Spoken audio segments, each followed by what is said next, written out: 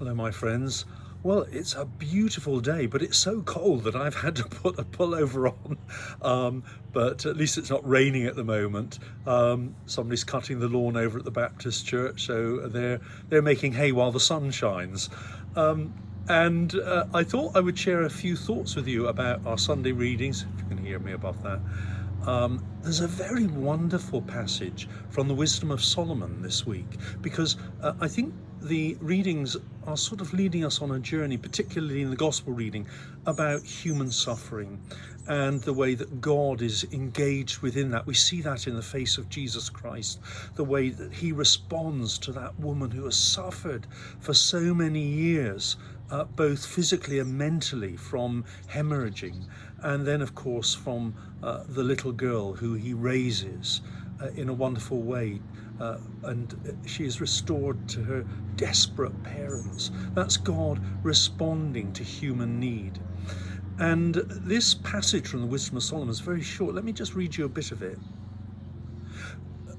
God did not make death, and he does not delight in the death of the living. For he created all things so that they might exist. The generative forces of the world are wholesome, and there is no destructive poison in them, and the dominion of Hades is not on earth, for righteousness is immortal. For God created us for incorruption, and made us in the image of his own eternity. Made us in the image of his own eternity.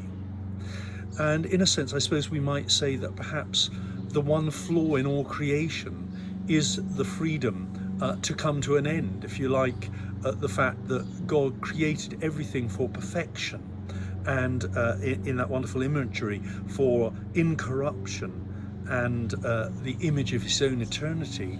There is a flaw, because things do come to an end, but we know through faith that actually, although earthly things come to an end, we are those who bear the Spirit of God, and we know that, of course, that never comes to an end, because it joins us uniquely and intimately and wonderfully into the love of God at the heart of everything.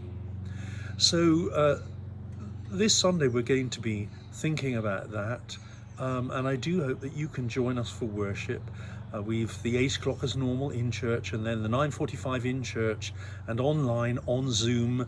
Just go to the Zoom button on the website www.holytrinitycookfield.org and join us for worship. Later on in the day there's a lovely baptism taking place. Yay, baptisms are back again. And so we give thanks for the way in which God draws us into the mystery of the knowledge of the fullness of life that he calls us to. And so, as I say, do join us if you can on Sunday. We'd love to see you.